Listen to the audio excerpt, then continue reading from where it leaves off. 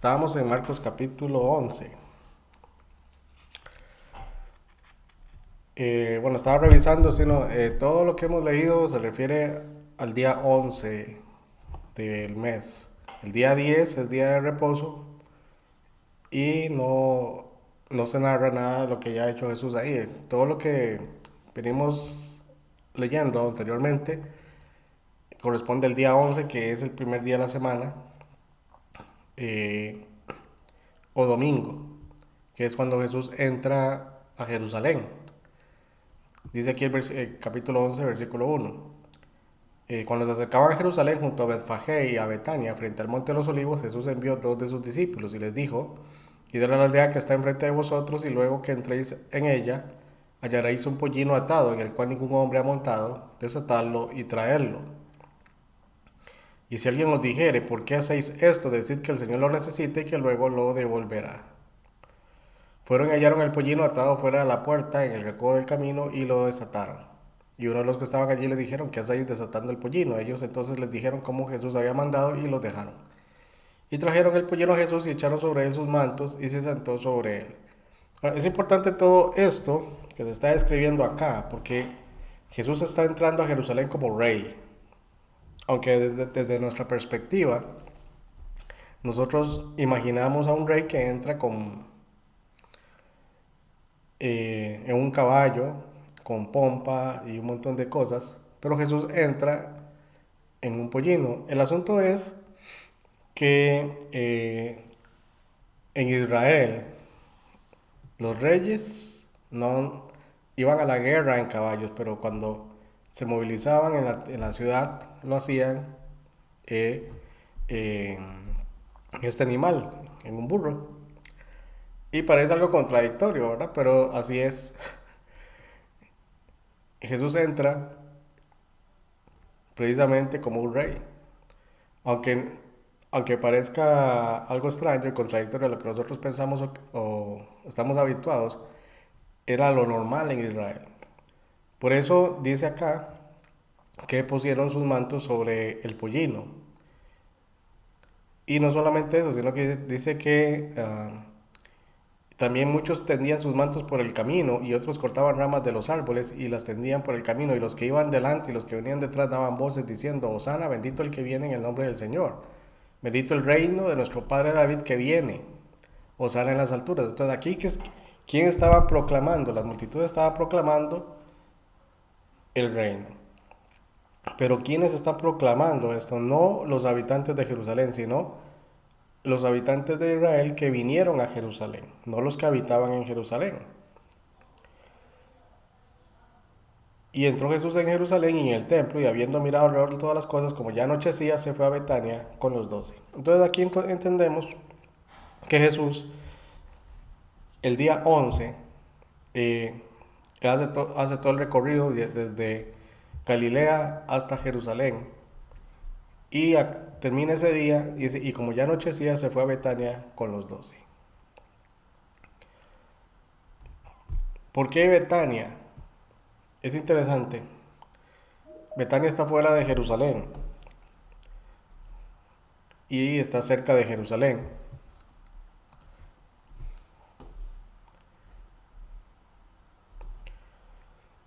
Pero Jesús se queda en Betania, en la casa de Lázaro. Ahí es donde se queda Jesús. Y es donde Jesús va a estar movilizándose. Jesús va a entrar y salir de la ciudad durante esos 4 días. Y se va a desplazar desde Betania a Jerusalén, de Jerusalén a Betania. Ahora recordemos que el Cordero Pascual tenía que estar separado 5 días, hasta el día 15. Entonces Jesús entra, perdón, hasta el día 14. Entonces Jesús desde el día 10 es día de reposo, es guardado. El día 11 Jesús hace el recorrido desde Galilea hasta Jerusalén. Luego sigue el día 12, que sería lunes. El día 13, que es martes. Y el día 14, que es miércoles, que es el día de la crucifixión. Y el día 15, que es jueves, que es el primer día de la fiesta de los panes sin levadura. El día 14 es el día que se celebra la Pascua. Entonces vemos que Jesús está cumpliendo el itinerario tal como está escrito en la Torá o en la ley de Moisés sobre cómo debe celebrarse la fiesta de la Pascua, y Jesús, como el Cordero Pascual, ya destinado desde antes de la fundación del mundo, Jesús hace exactamente el mismo cumplimiento. Por eso es que para poder entender este tipo de cosas tenemos que ir al Antiguo Testamento y entender los tipos. Tenemos que analizar bien los tipos y el cumplimiento en el Nuevo Testamento de ese tipo, es decir, lo que hace Jesús. ¿Cómo se cumple eso en Jesús? O sea, las fiestas del Antiguo Testamento, la fiesta de la Pascua, la fiesta de Pentecostés, la fiesta de, de las trompetas, todas esas fiestas, la fiesta de los tabernáculos, todo eso tiene un significado profético. La fiesta de los tabernáculos, por ejemplo, anuncia el nacimiento de Cristo, porque Cristo nace en medio de la fiesta de los tabernáculos, que es en octubre o finales de octubre. Jesús no nace en diciembre. Jesús no nace en un establo, Él nace en un tabernáculo. La idea del establo y todo eso, eso no es según el Nuevo Testamento. Y todo lo que hace Jesús, todo tiene su contraparte en el Antiguo Testamento. Estudiar todo eso es inagotable. Pero entonces entendamos aquí que ya aquí se cumple el primer día. O sea, aquí termina este día. Dice, al día siguiente, cuando salieron de Betania, de que Jesús entra a Jerusalén, se vuelve a Betania, luego al día siguiente, cuando salieron de Betania, tuvo hambre. Entonces él sale en la mañana. Ahora noten que este día siguiente empieza al anochecer, que se menciona en el versículo 11. Porque esa es la usanza hebrea del tiempo, de los días. No es como el caso nuestro, que es de medianoche a medianoche, sino que sería del anochecer al anochecer del día siguiente, son 24 horas o un día completo. Pero aquí sale Jesús en la mañana, dice, y viendo de lejos una higuera que tenía hojas, fue a ver si tal vez hallaba en ella algo, pero cuando llegó a ella nada halló sino hojas, pues no era tiempo de higos. Entonces Jesús dijo a la higuera, nunca jamás coma nadie fruto de ti, y lo oyeron sus discípulos. En los otros evangelios, este pasaje de la higuera omite la purificación del templo o pone la purificación del templo como un evento parentético, porque esto sucede en el día 12, la maldición de la higuera estéril.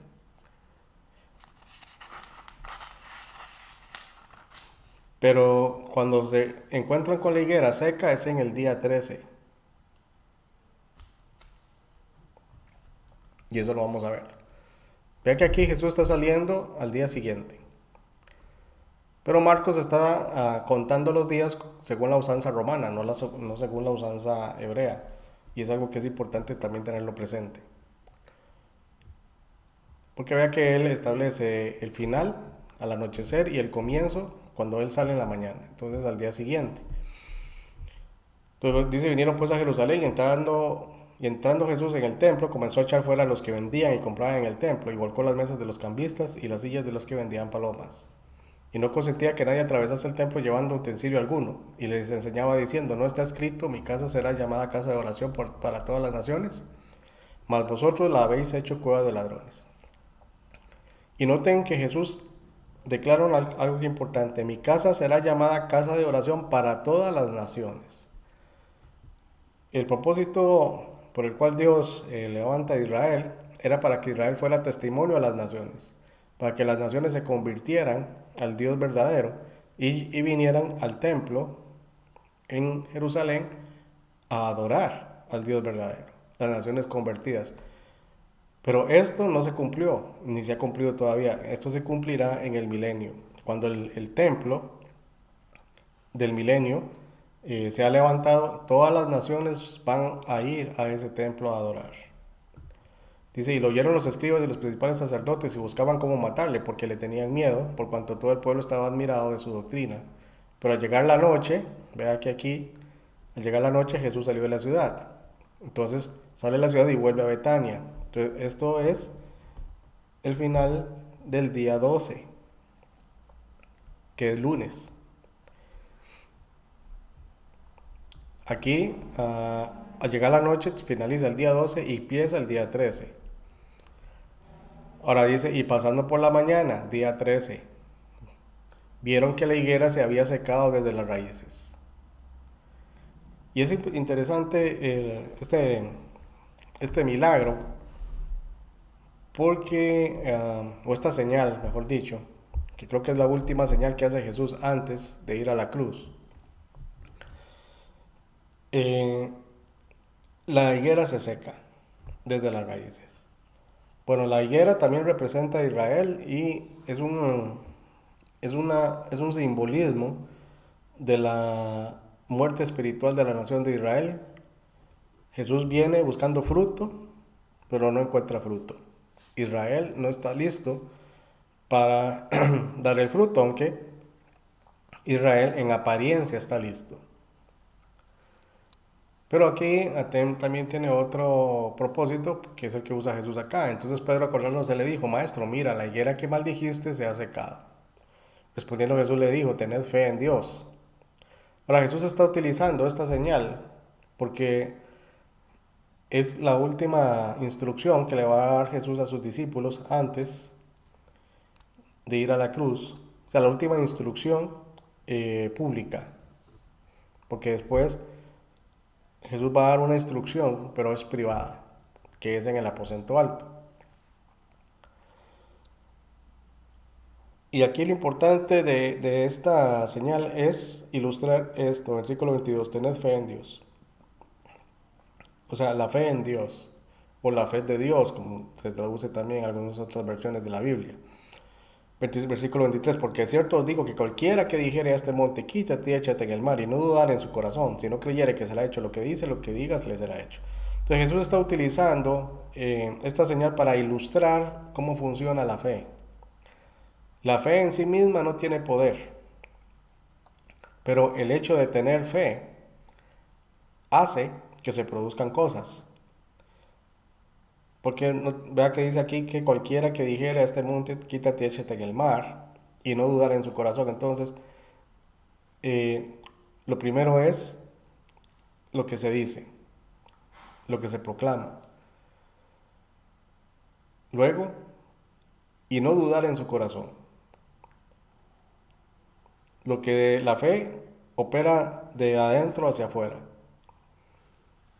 No debe haber duda, pero esta fe tiene que estar fundada en Dios, porque vea que Jesús establece tener fe en Dios. Entonces muchas veces el versículo 23 lo sacan de su contexto para ilustrar lo que es la fe, pero se les olvida que la fe tiene que estar relacionada con Dios.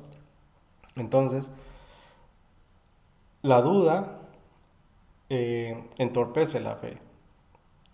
Por eso dice aquí, no dudar en su corazón, sino creyere.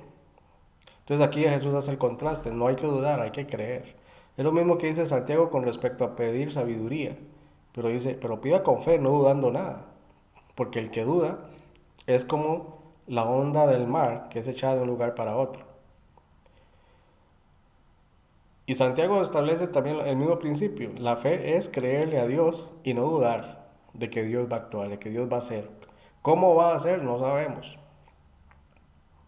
Podemos tener una expectativa, una esperanza.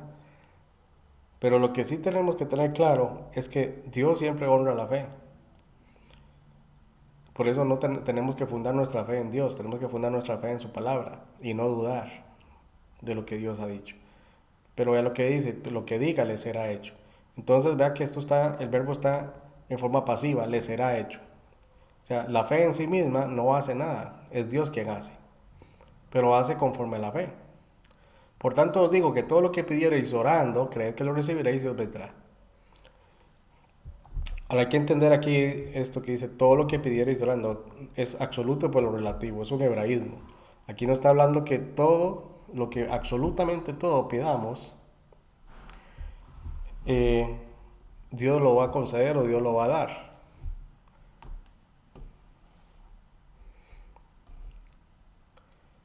Vamos a dar el acceso a don Alberto.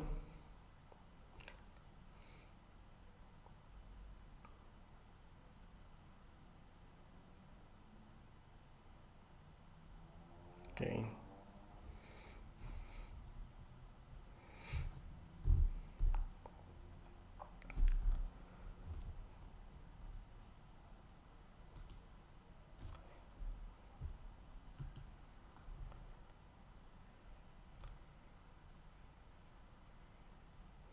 Parece que está teniendo problemas, don Alberto, para entrar.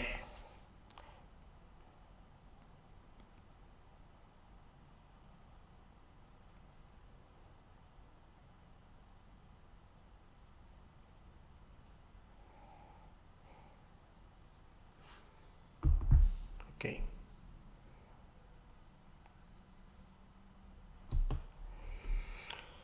Muy bien, entonces aquí dice, por tanto, os digo que todo lo que pidierais orando, creed que lo recibiréis. Entonces, todo lo que pidierais orando es el absoluto por lo relativo. ¿Por qué lo absoluto por lo relativo? Porque no todo lo que se pida a Dios se lo va a conceder. Hay que entender que se pide según la voluntad de Dios y confiando en la voluntad de Dios. Por eso la fe es según Dios, no según lo que nosotros pensamos o creemos como debe funcionar la fe. Entonces, esto es importante tenerlo claro porque cuando se piden cosas a Dios, Dios siempre va a responder. Pero no va a responder de la manera que nosotros creemos que debería responder, sino que Él va a responder según lo que Él sabe es mejor.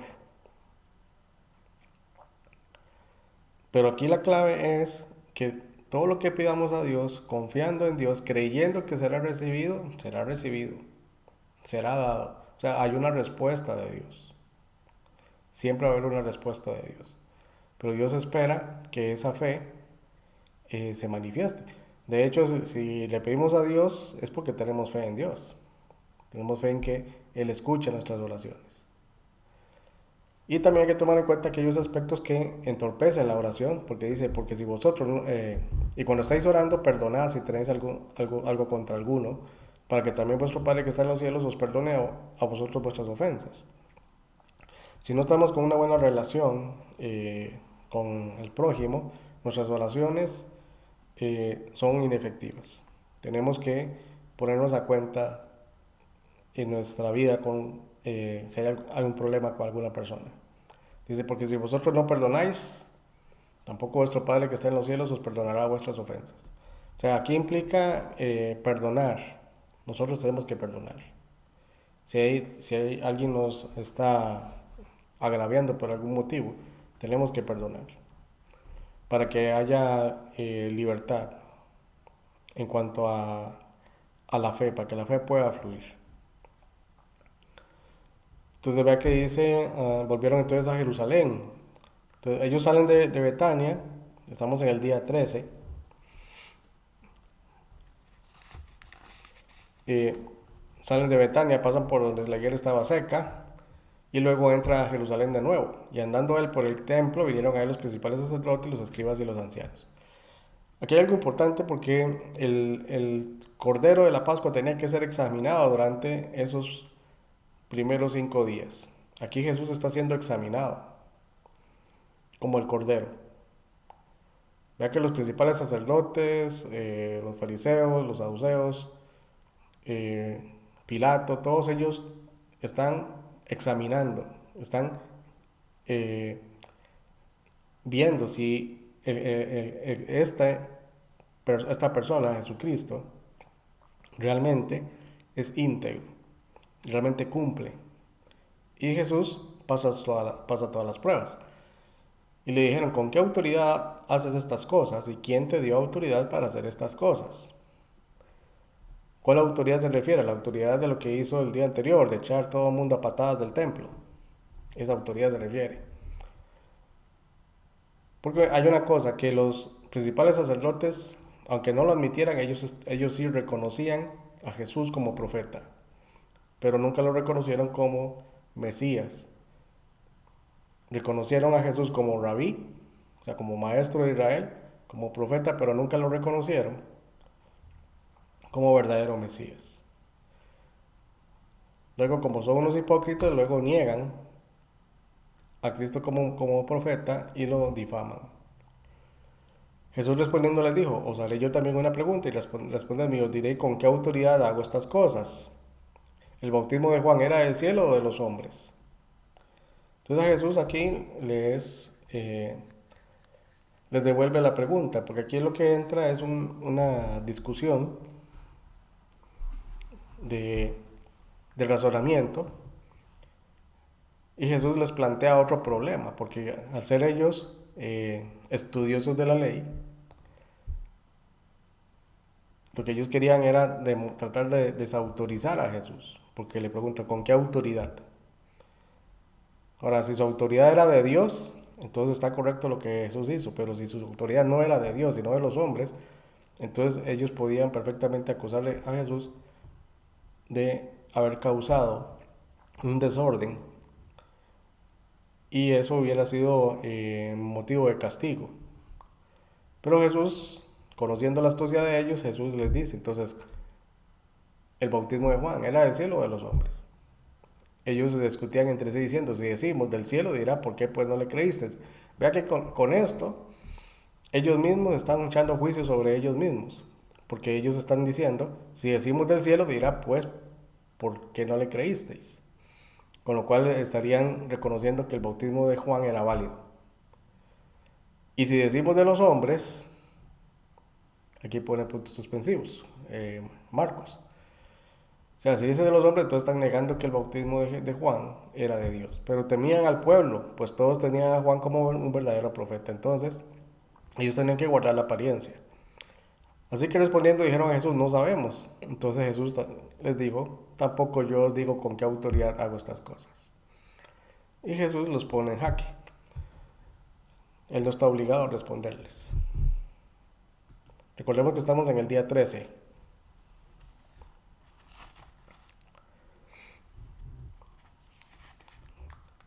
Entonces, primero pasan los fariseos, luego sigue Jesús todavía tratando con los fariseos. Entonces comenzó Jesús a decirles por parábolas. Un hombre plantó una viña, la cercó de vallado, cavó un lagar, edificó una torre y la arrendó a unos labradores y se fue lejos. Y a su tiempo envió a un siervo a los labradores para que recibiese de estos del fruto de la viña, mas ellos tomándole le golpearon y le enviaron con las manos vacías. Volvió a enviarles a otro siervo, pero apedreándole le hirieron en la cabeza y también le enviaron afrentado.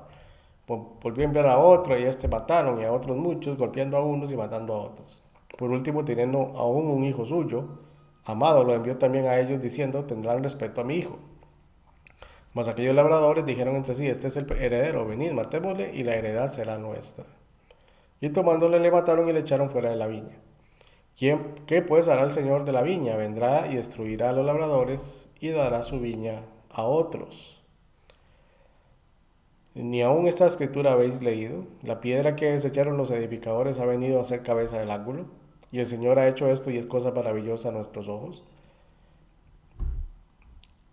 Y procuraban prenderle porque entendían que decía contra ellos aquella parábola, pero temían a la multitud y dejándole se fueron.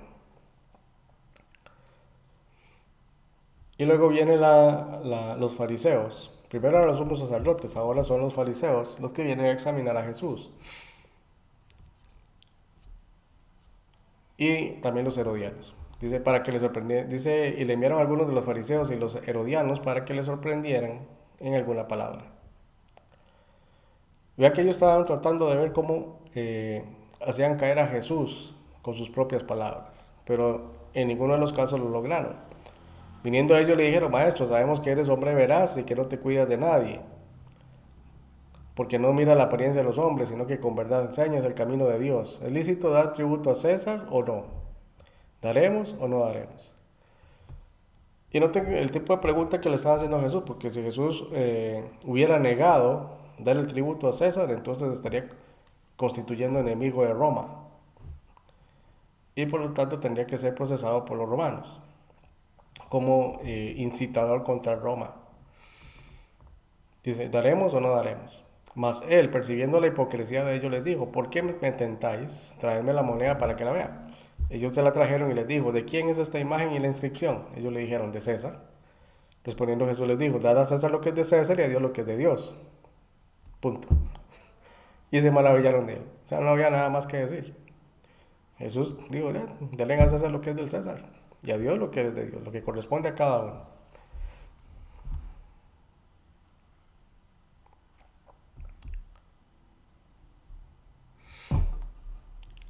Parece que hay gente que está teniendo problemas con el internet.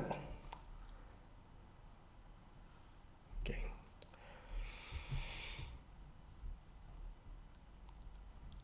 Luego vinieron los saduceos. ¿Ves que ya pasaron los sacerdotes, los fariseos, los herodianos? Ahora siguen los saduceos. Entonces vinieron ahí los saduceos que dicen que no hay resurrección, porque los saduceos negaban toda realidad espiritual descrita en el Antiguo Testamento. Para ellos, todo lo que decía el Antiguo Testamento en cuestiones de aparición de ángeles, de manifestaciones de Dios y todo eso, eran meras historias y no hechos reales. Porque vean que como el planteamiento que le hacen a Jesús es en forma burlista o sarcástica.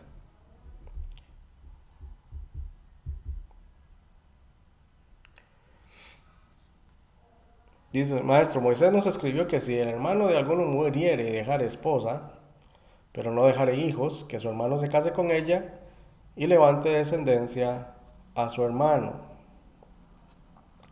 Entonces, eso establece la ley de Moisés para que no se pierda el apellido, no se pierda el nombre de la persona. En Israel hubo 7 hermanos. El primero tomó esposa y murió sin dejar descendencia. El segundo se casó con ella y murió. Esto es un caso hipotético. Y tampoco dejó descendencia. El tercero de la misma manera. Y así los 7. Y no dejaron descendencia. Y después de todos murió también la mujer. En la resurrección, pues, cuando resuciten, ¿de cuál de ellos será ella mujer, ya que los 7 la tuvieron por mujer? Entonces noten que ellos utilizan una lógica, pues que desde el punto de vista natural, pues tiene sentido.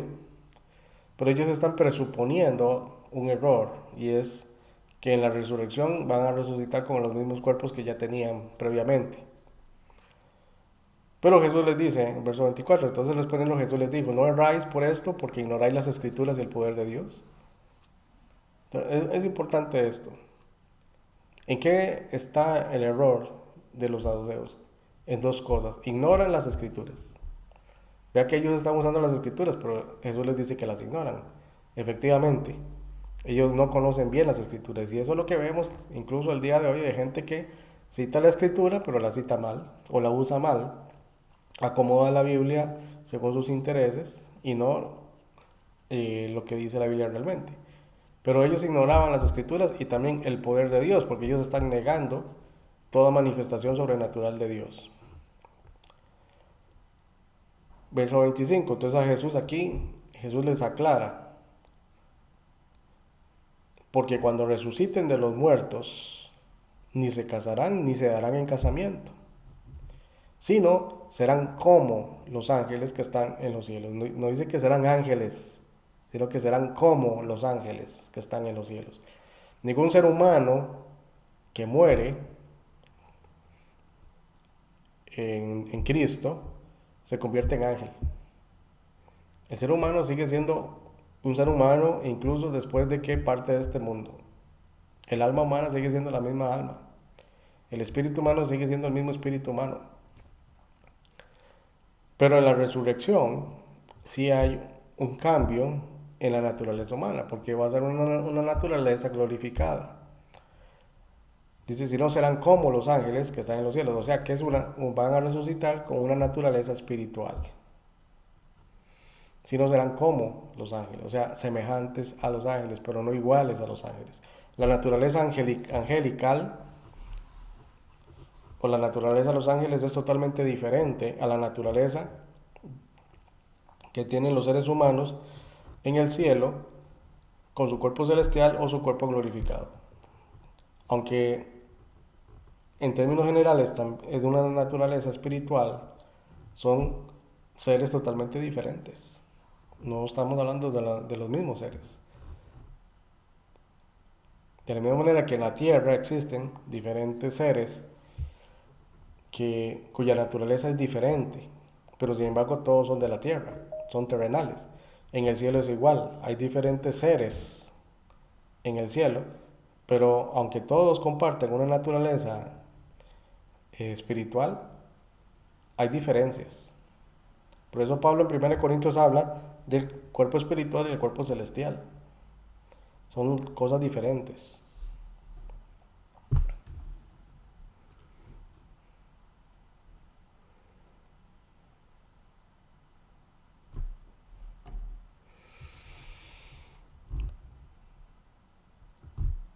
Y una de las cosas que se establece acá, en lo que Jesús está hablando aquí, es que al resucitar eh, y tener una naturaleza espiritual, ya no se cumple la ley natural de reproducción y propagación, que es una ley establecida para los seres terrenales.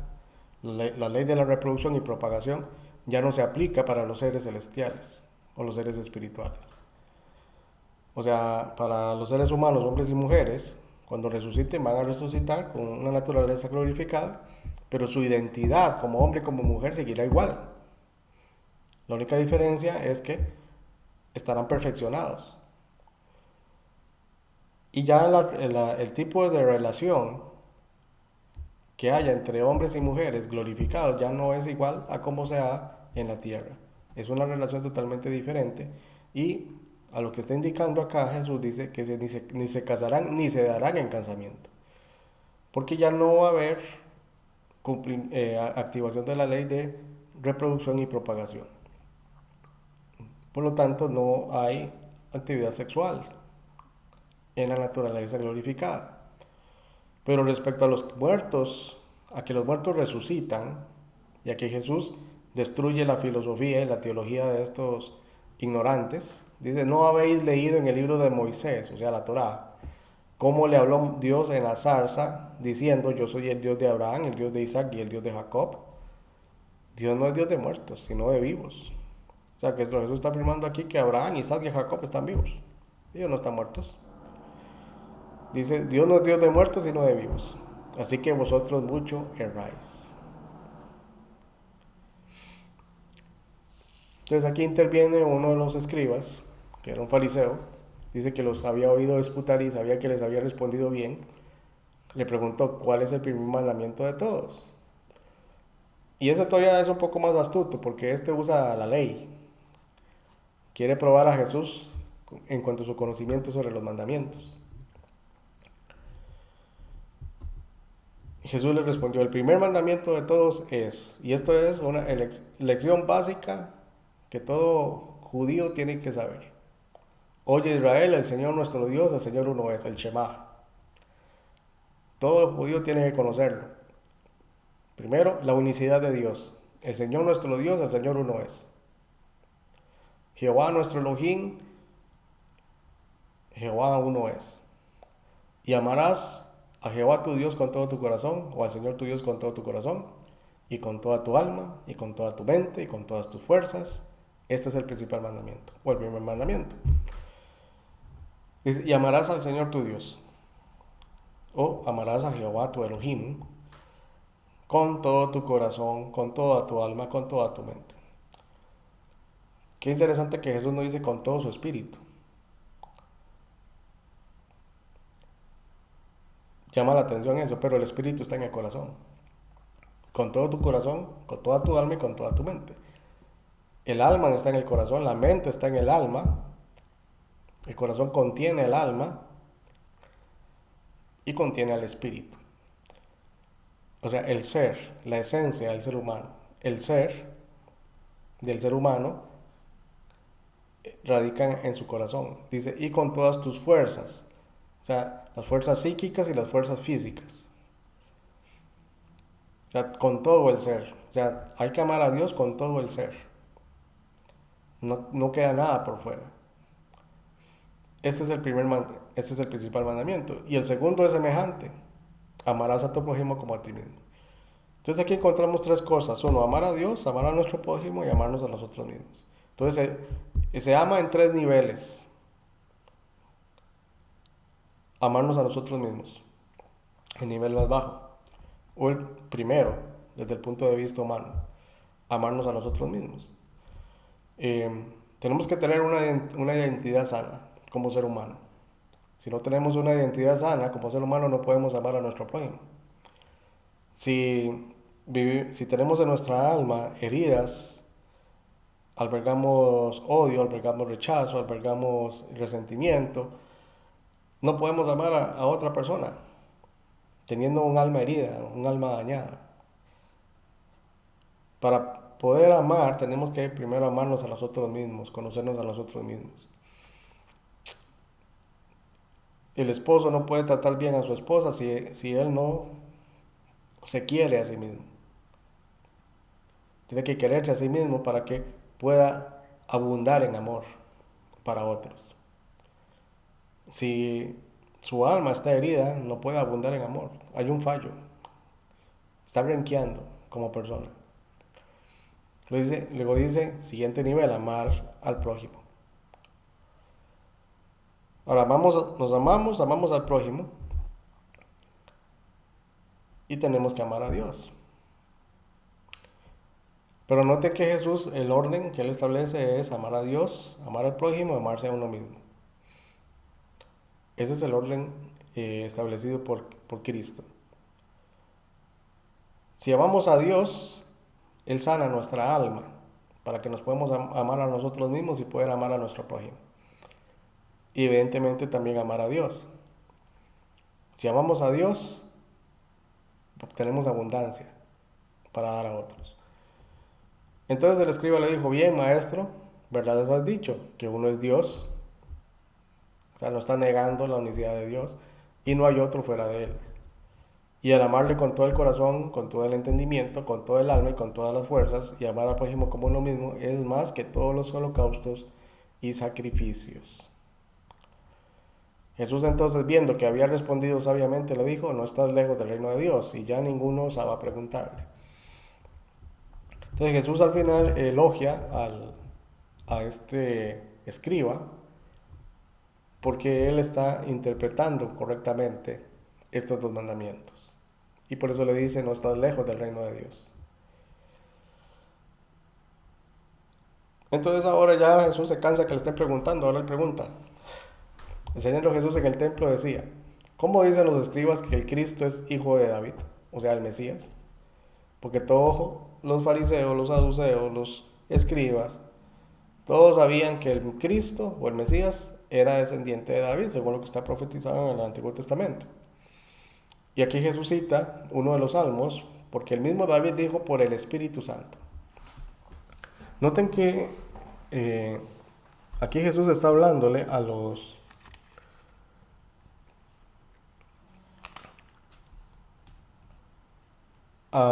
sus adversarios sobre el Espíritu Santo. Ellos entendían muy bien quién es el Espíritu Santo. Ellos entendían que David hablaba por el Espíritu de Dios, el Espíritu Santo. Porque el mismo David dijo por el Espíritu Santo. Dijo el Señor a mi Señor.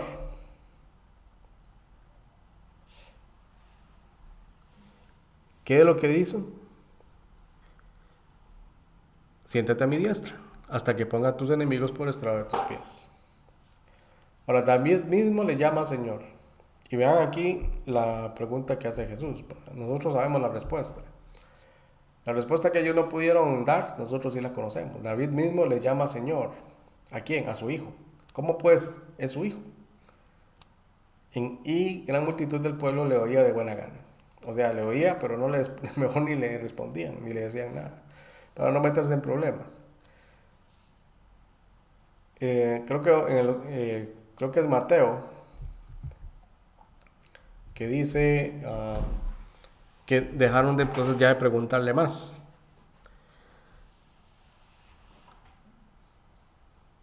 Y les decía en su doctrina, guardados de los escribas que gustan de andar con largas ropas, se llaman las salutaciones en las plazas y las primeras sillas en las sinagogas y los primeros asientos en las cenas. Entonces aquí Jesús empieza a dar cátedra en el templo. Luego viene el caso de la ofrenda de la viuda. Dice, estando Jesús sentado delante del arca de la ofrenda, miraba cómo el pueblo echaba dinero en el arca y muchos ricos echaban mucho. Y vino una viuda pobre y echó 2 blancas, o sea, un cuadrante. Entonces llamando a sus discípulos les dijo, de cierto os digo que esta viuda pobre echó más que todos los que han echado en el arca, porque todos han echado lo que les sobra, pero esta de su pobreza echó todo lo que tenía, todo su sustento. Entonces, aquí hay algo que es importante, y es que las ofrendas sí son importantes. Dios mira la ofrenda, Dios mira el diezmo, Dios mira la actitud con la cual se da, no mira la cantidad. Dios mira la actitud, mira el corazón. Porque Jesús dice, ya que Jesús dice que todos los ricos echan, y no les reprocha porque echan, sino señala, echan lo que les sobra. Porque Jesús conoce el corazón. Pero en el caso de ella dice que echó todo lo que tenía. Entonces aquí Jesús no está mirando la cantidad, sino la actitud de fe.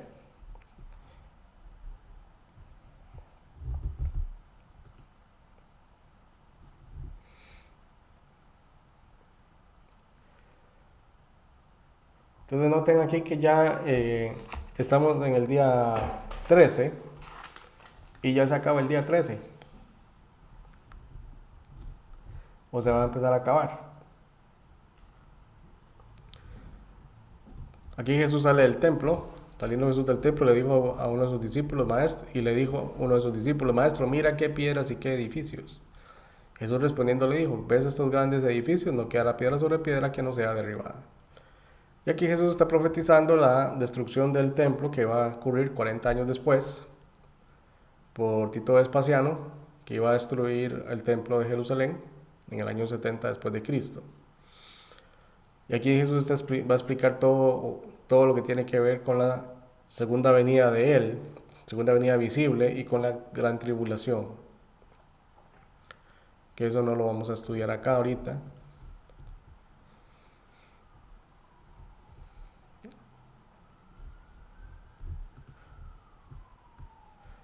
Entonces,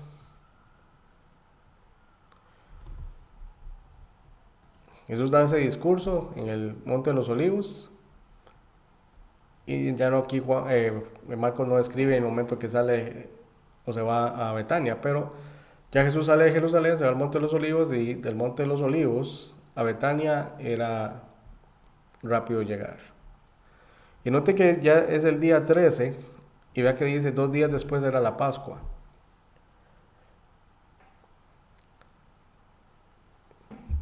¿Por qué 2 días después? Porque vendría el día 14 y el día 15. 2 días después era la Pascua. Eso es sin contar el día 13. Los 2 días que seguían ya era el cumplimiento de la Pascua. 2 días después era la Pascua y la fiesta de los panes sin levadura. Y aquí se están citando las dos fiestas juntas, la Pascua y la fiesta de los panes de levadura. Porque la Pascua era el día 14, finalizando el día 14 y empezando el día 15. El día 15 es el primer día, que es día de reposo, es sábado, pero no sábado semanal, sino el día de reposo establecido según la ley, según habíamos leído en Levítico 29, de que ese primer día es Santa Convocación, o sea, es día de reposo. Y aquí es donde está el problema, que se confunde ese día de reposo con el sábado o día de reposo semanal, y no es el día de reposo semanal. Entonces aquí se está citando el día 14 y el día 15. Dice, y buscaban los principales sacerdotes y los escribas cómo prenderle por engaño y matarle, y decían, no durante la fiesta, para que no se haga alboroto del pueblo. Pero vean que aquí en versículo 3 ya se indica que ya Jesús está en Betania. Jesús estuvo en el Monte de los Olivos, da la profecía de la gran tribulación y su segunda venida, y luego llega a Betania. Dice, pero estando él en Betania, en casa de Simón el leproso, ya no en casa de Lázaro, sino en la casa de Simón el leproso, que era otro discípulo de Cristo, y sentado a la mesa vino una mujer con un vaso de alabastro de perfume de nardo puro de mucho precio, y quebrando el vaso de alabastro se lo derramó sobre su cabeza. Y hubo algunos que se enojaron dentro de sí y dijeron, ¿para qué ha hecho este desperdicio de perfume? Porque podía haberse vendido por más de 300 denarios y haberse dado a los pobres, y murmuraban contra ella. Ese mismo día Judas negocia con los fariseos para entregar a Jesús. Y ese mismo día, el día 14, en la noche, pero la noche comenzando el día, porque recordemos que el día 13 termina al anochecer y el día 14 empieza empezando el anochecer. O sea, esa misma noche, que es empezando el día 14, Jesús cena en la casa de Simón el leproso y también celebra la cena o celebra la Pascua. Y en la celebración de la Pascua, él instituye la cena. Vea que dice el primer día de la fiesta de los panes sin levadura. Ahora, aquí hay que entender algo, que el primer día de la fiesta correspondería al día 15, pero los judíos cuentan la Pascua y los panes sin levadura como una misma fiesta. O sea, son dos fiestas en una. Entonces, el primer día de la Pascua, o la Pascua en sí, ese día, que es el día anterior al primer día de la fiesta de los panes sin levadura, ellos lo cuentan como el primer día de la fiesta de los panes sin levadura, haciendo un total de 8 días. ¿Por qué así? Porque en la Pascua también se come pan sin levadura. Entonces recordemos de lo que decía Levítico, que el primer día de la fiesta de los panes sin levadura es día de Santa Convocación y el séptimo día también, son 7 días, pero si se cuenta la Pascua como el día anterior o previo al primer día de la fiesta de los panes sin levadura, son 8 días. Y por eso entonces se cuenta la fiesta, ya sea 8 días, y se incluye la Pascua como un día más de la fiesta de los panes de levadura, o si se distinguen ambas fiestas, entonces sería la Pascua y 7 días seguidos para celebrar la fiesta de los panes sin levadura. Pero aquí dice que el primer día de la fiesta de los panes sin levadura, cuando sacrificaban el cordero, esto es el día 14, es la celebración de la Pascua. Ahora, en cualquier momento de ese día se podía celebrar la Pascua, entonces por eso Jesús la celebra al anochecer del día 13 y empezando el día 14. Porque él sabe que al anochecer de ese mismo día, él ya va a estar sepultado. Va a estar sepultado. Él ya no va a estar vivo como hombre. Entonces, por eso él establece o instituye la cena en la celebración de la Pascua. Y aquí es donde dice, ¿dónde quieres que vayamos a preparar para que coman la Pascua? Recuerden que él, antes de esto, lo que dice el versículo 12, él había estado en casa de Simón el leproso. ¿Ya? Entonces, mientras él está en casa de Simón el leproso, es ungido, salen de la casa de Simón el leproso y van a celebrar la Pascua. Y aquí los discípulos le dicen, ¿dónde quieres que vayamos a preparar la Pascua? O sea, ya para este momento, cuando ellos le dicen eso a Jesús, no es de día, es de noche. Y este es el día 14. Dice, y envió 2 de sus discípulos y les dijo, id a la ciudad y os saldrá al encuentro un hombre que lleva un cántaro de agua, seguidle. Y donde entrare, decida al señor de la casa, al maestro dice, ¿dónde está el aposento donde he de comer la Pascua con mis discípulos? Y noten que aquí ya Jesús tenía preparado eso, ya Jesús ya había preparado en dónde iban a celebrar la Pascua. Él ya había reservado el lugar, o sea, el aposento alto en donde se iba a celebrar la Pascua. Ya todo estaba pagado. Jesús ya había pagado todo. Dice, y él nos mostraron un gran aposento alto ya dispuesto a preparar para nosotros allí. Fueron sus discípulos y entraron en la ciudad y hallaron como les había dicho y prepararon la Pascua. Noten que estos discípulos, ellos vuelven a, a Jerusalén, porque dice, y entraron en la ciudad.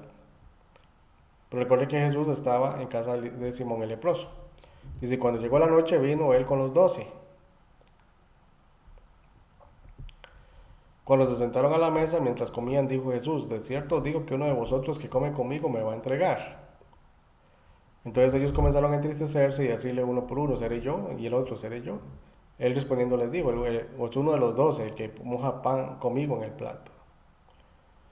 A la verdad del Hijo del Hombre va, según está escrito de él, mas hay de aquel hombre por quien el Hijo del Hombre es entregado. Bueno le fuera a ese hombre no haber nacido. Y mientras comían, Jesús tomó pan y bendijo, y lo partió y les dio, diciendo, tomad esto en mi cuerpo.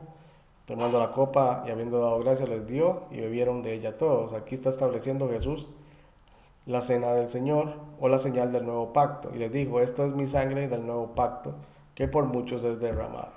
Entonces aquí la copa, es decir, el fruto de la vid o de la uva, es la señal del nuevo pacto que representa la sangre de Jesucristo que es derramada, como dice aquí, por muchos es derramada. Y aquí hay que distinguir, que ya lo hemos explicado, Jesús derrama su sangre por todos, pero aquí dice que por muchos. Entonces la Biblia usa ambas expresiones, por todos, para indicar que el sacrificio de Cristo eh, es de alcance universal, es para todos, pero es de aplicación limitada porque dice que su sangre es derramada por muchos. O sea, cuando habla aquí que es derramada por muchos se refiere a aquellos los que van a creer, porque el sacrificio de Cristo no quita el pecado del mundo, pero no otorga la salvación automática a todo el mundo.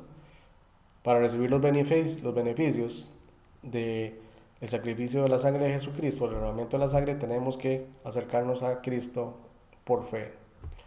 De cierto os digo que no beberé más del fruto de la vid, o sea que es el contenido de la copa, hasta aquel día en que lo beba nuevo en el reino de Dios. ¿Okay? Y esto es una promesa escatológica, porque eso se cumplirá cuando Cristo venga en su segunda venida. Entonces se celebra la Pascua, se celebra la cena, o se establece la cena, porque Jesús está aquí en calidad de la cabeza de la iglesia y los discípulos como miembros de la iglesia de Cristo. Esa es la primera iglesia. Dice, cuando hubieron cantado el himno, salieron al monte de los olivos. Entonces aquí ya, bueno, Marcos no lo incluye, pero Juan sí incluye todos los discursos y todas las instrucciones que Jesús da a sus discípulos durante esa cena. Pero ellos salen al monte de los olivos, ya es tarde de noche, porque Jesús es enjuiciado en la madrugada, ya que Jesús es arrestado.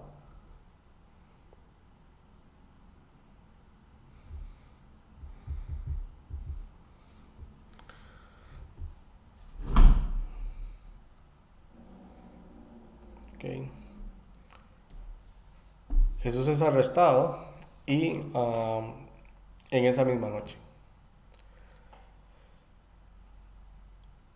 Dice aquí, entonces Jesús les dijo, todos os escandalizaréis de mí esta noche, porque este escrito está, herirá el pastor y las ovejas serán dispersadas. O sea, todo lo que estaba profetizado en el Antiguo Testamento se tiene que ir cumpliendo. Tengamos presente que aquí está hablando del día 14. Pero si Jesús entra a Jerusalén el día 11, es domingo, sigue lunes, martes, que sería el día 13, y el día 14 es cuando Jesús es arrestado, juzgado y crucificado y sepultado. Pero dice aquí, pero después que haya resucitado, iré delante de vosotros a Galilea. Ya que Jesús está anunciando su resurrección. Entonces Pedro le dijo, aunque todos se escandalicen, yo no. Y le dijo Jesús, de cierto te digo que tú hoy, en esta noche, antes que el gallo haya cantado 2 veces, me negarás 3 veces. Y esto es una profecía de cumplimiento inmediato, porque Jesús le está declarando a Pedro lo que iba a suceder unas horas antes, unas horas después. Ya Jesús le está diciendo, dentro de unas horas me vas a estar negando 3 veces. ¿Para qué dices que no te vas a escandalizar, básicamente? Dice, mas él con mayor insistencia decía, si me fuera necesario morir contigo, no te negaré. También todos decían lo mismo. Pero ninguno de ellos se quedó. Luego van al monte de los Olivos, al lugar que se llama Hexemaní, que es un huerto, y Jesús va a orar, porque él está, como hombre, él está sintiendo la debilidad humana. Porque dice, mi alma está muy triste hasta la muerte, quedaos aquí y velad. Y dice, verso 33, y tomó consigo a Pedro, a Jacobo y a Juan, y comenzó a entristecerse y a angustiarse. Son los últimos momentos previos a todo lo que iba a sufrir. Y Jesús, por su capacidad de prever todo lo que vendrá. Como ser humano, él está luchando contra algo que todo ser humano tiene de manera natural, y es el deseo de vivir o de sobrevivir. Todo ser humano se aferra a vivir.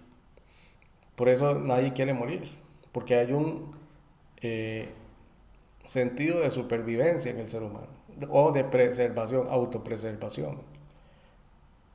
Nadie en su sano juicio quiere quitarse la vida aunque esté postrado en una cama o esté lisiado o en la condición que esté. Nadie quiere morirse, quiere aferrarse a la vida porque hay un sentido de autopreservación natural que tiene el ser humano. Y Jesús no es la excepción porque él es un ser humano. Y por eso él busca la presencia de Dios. Abba, Padre, todas las cosas son posibles para ti, aparte de mí esta copa, mas no lo que yo quiero, sino lo que tú. Y Jesús ora 3 veces pidiendo lo mismo.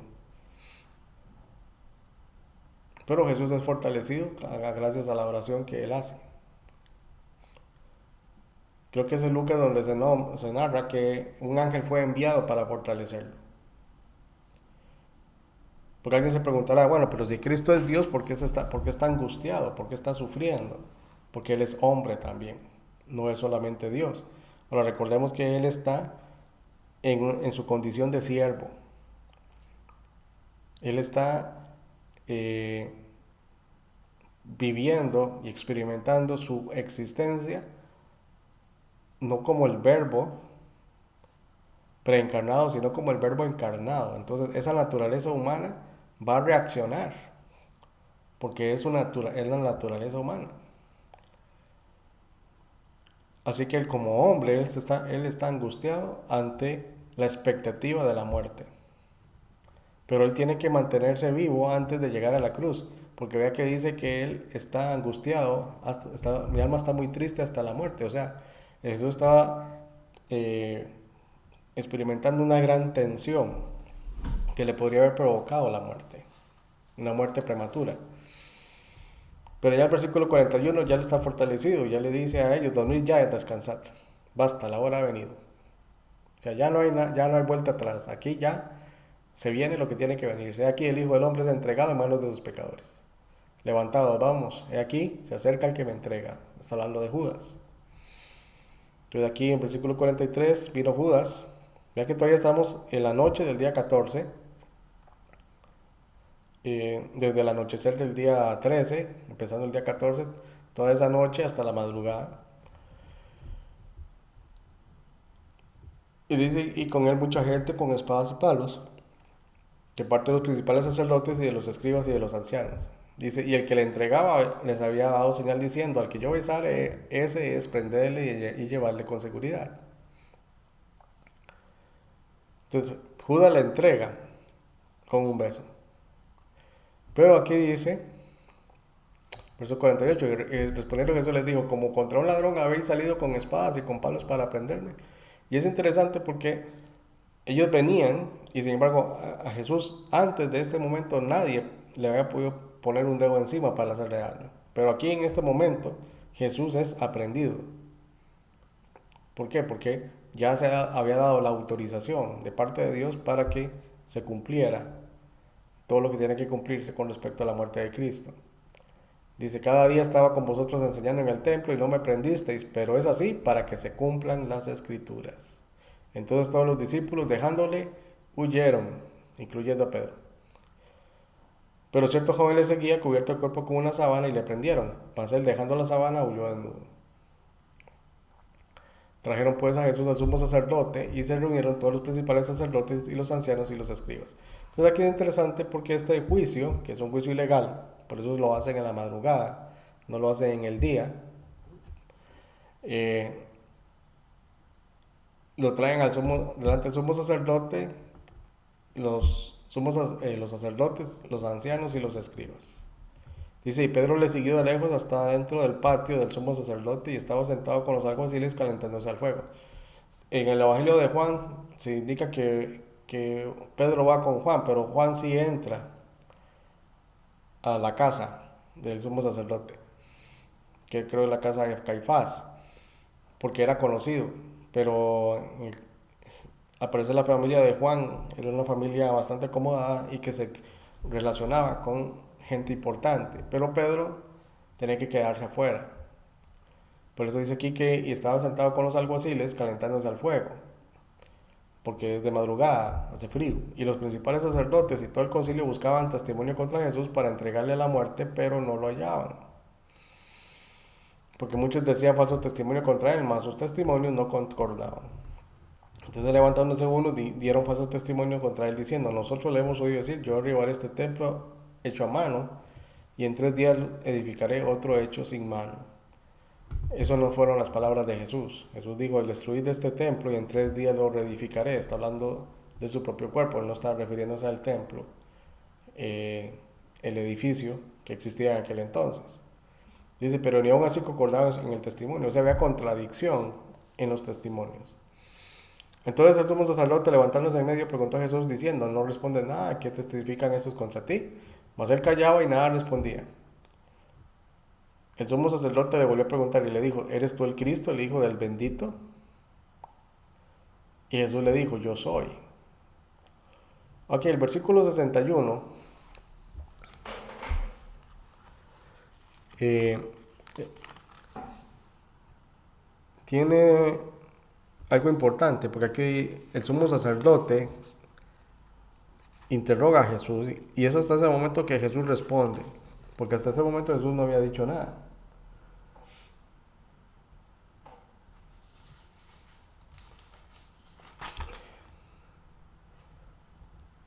Vamos a ver un momento a Mateo 26.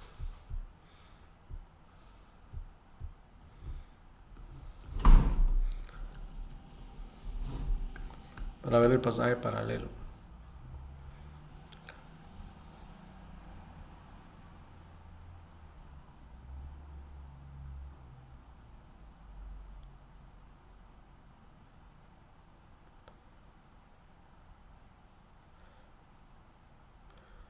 En Mateo 26 encontramos el pasaje paralelo de esto, ¿verdad? Le dice verso 62.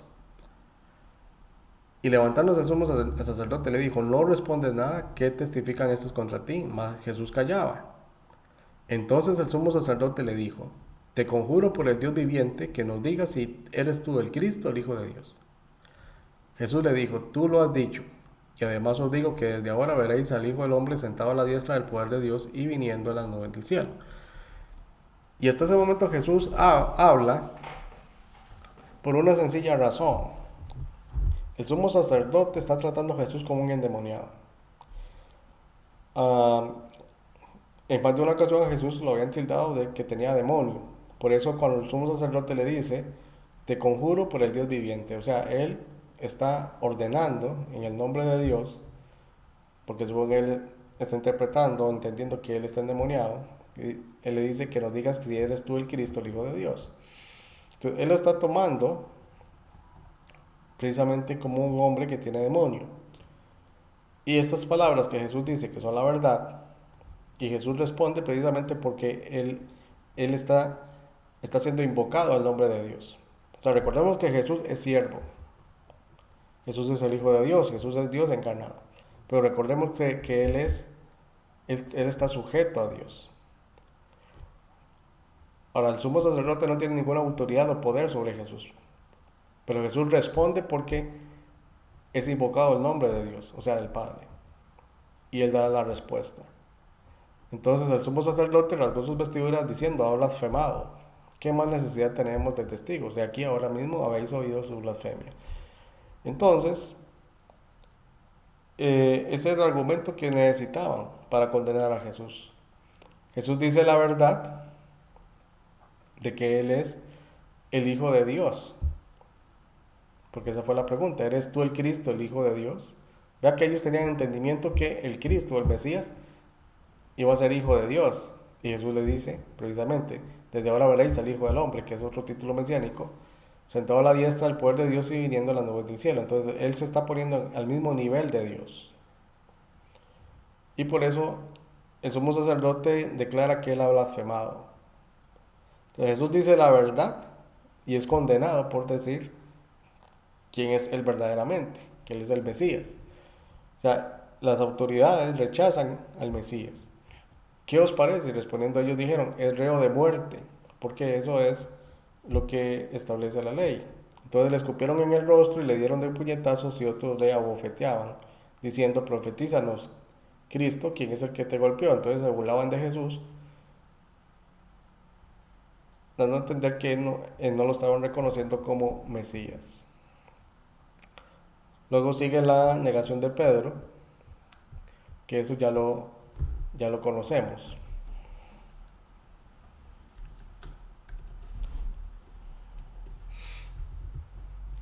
Ahora volvemos a Marcos.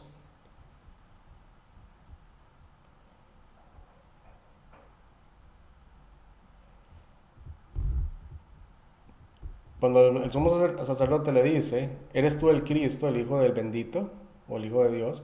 Y Jesús le dijo, yo soy. Y veréis al Hijo del Hombre sentado a la diestra del poder de Dios y viniendo en las nubes del cielo. Entonces aquí Jesús está declarando específicamente, yo soy. O sea, que Él está diciendo que Él es Dios.